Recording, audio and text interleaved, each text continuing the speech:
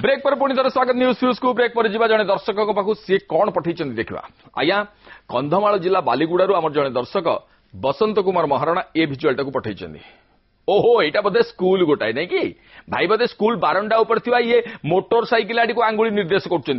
कौन लिखाई देखिले सरकारी उन्नीत उच्च विद्यालय ओहो अरे रे गोटे कंपाउंड भितर बोधे दीटा जाक स्कूल अच्छी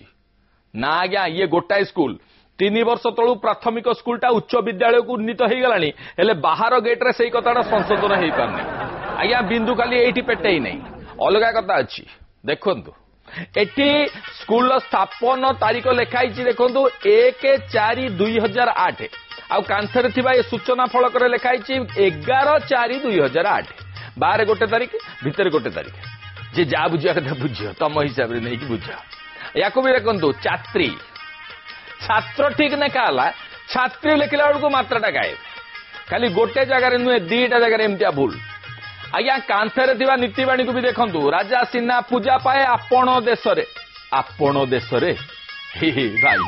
आम ओडिया गोटे कथा अच्छी कालिया घोड़े चढ़ी मधुबाबू संगे लड़ी हेले जो व्यवस्था बिना घोड़े भी पिले मधुबाबू संगे लड़े खूब लड़े ढेर लड़े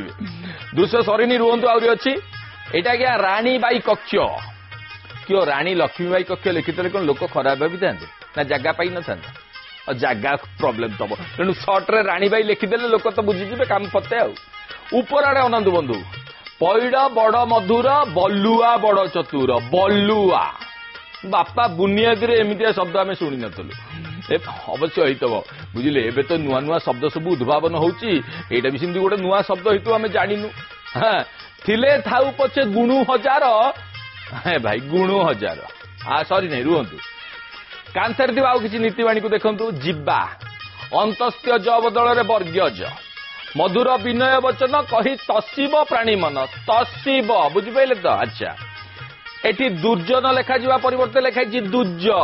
9टा पड़े माइनस एटी कौन लिखाई देखु माउची ये कौ शब्द पाटे पशु नहीं बुझे नहीं आज्ञा माँ हेउची लेखा हवा कथा किंतु सेटा माउची हो जाइए किए लिखी के जानी प्रभु स्कूल कर्तृपक्ष को न्यूज फ्यूज तरफ अनुरोध आज्ञा ओडिया अभिधान तैयारी करंतु आमे खंडे दिखंड दियंतु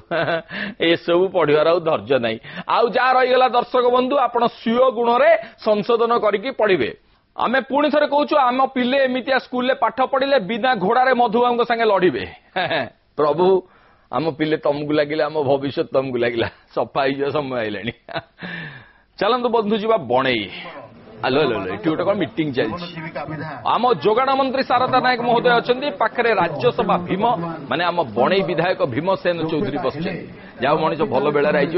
दीज रथी ए नाई नाई महारथी को दर्शन मिलला जोगाण मंत्री जो अच्छा आम चा कफी चीनी अभाव हेनी से विश्वास आमर अच्छी बुलाबुली जहाँ गाड़ी घोड़ा दरकार से विधायक अच्छे मीटिंग सरू आज्ञा मान संगे कथा अवश्य सार जोताटा आगतुरा खोल देते भल कथा ना आउ नड़िया फड़िया बाड़िला बेलू काले मन न पड़ो फ्यूज एमती तो सार आम उपर मनउणा कर बारंबार बदर न्यूज फ्यूज देखा बोली सारे मीटिंग रु टिके ब्रेक नहीं कि सांबादिक भाई मान संगे गपिले ओहो अच्छा अच्छा सार बोधे चा पीवाक इट पलि खाली चा नुह आज्ञा धूम व्यवस्था भी अच्छी आम सांबादिक भाई मैंने भी सार को एत एनगेज कर दौरान सार चा सीना ढुके ढुके पीछे धूम व्यवस्थार उपयोग करना ये सांबादिक मैंने भी एमतिया फुर्सत टे मनुष्य को देवे नहीं आपण भावुवे एथर आम सार को सर्वसाधारण स्थान में धूमपान कर कमेंट करूँ ना जमा करू नहीं न्यूज फ्यूज रे सार गुटका खाऊर दृश्य बारंबार देखे देखे सार गुटका छाड़ी पान खाऊर आम आगु देखु आए चा सिगरेट एत व्यस्त चलो है ना सब कथा स्टेप बाय स्टेप हम ना इनस्टलमेंट ये मंत्री आज्ञा आमको खुशी लगुच गोटे विषय आम प्रोग्राम प्रभाव आपंकर किछटा परिवर्तन हो खाली आप सिगरेट टना छाड़ीदे यहाँ न्यूज फ्यूज प्रभाव बोली पुणी देखू घरे मैडम भी खुशी है देखा जाऊ आज्ञा मंत्री आज्ञा आगू न्यूज ना फ्यूज आमर तो देखेटा हूँ कर्तव्य जय जगन्नाथ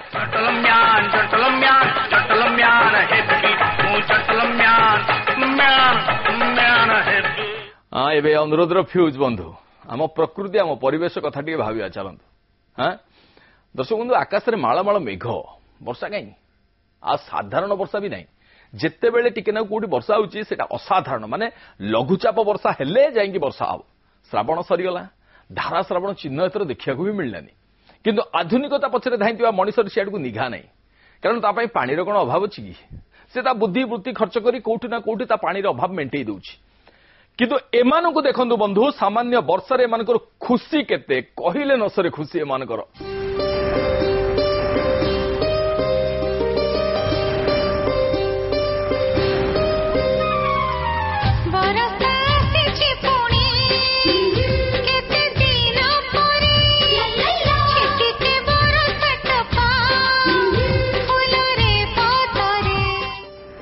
এই ଦୃଶ୍ୟକୁ ଟିକେ ଭଲ ଭାବରେ ଲକ୍ଷ୍ୟ କରନ୍ତୁ ଆଜ୍ଞା।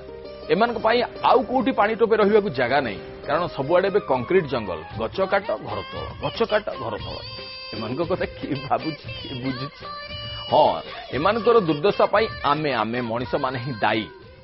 ଦର୍ଶକ ବନ୍ଧୁ, ସେ ସମୟ ପାଖେଇ ଆସୁଛି, ପାଣି ଟୋପେ ପାଇଁ ଆମକୁ ବି ଏମିତି ଦୁର୍ଦ୍ଦଶାର ସାମ୍ନା କରିବାକୁ ପଡିବ।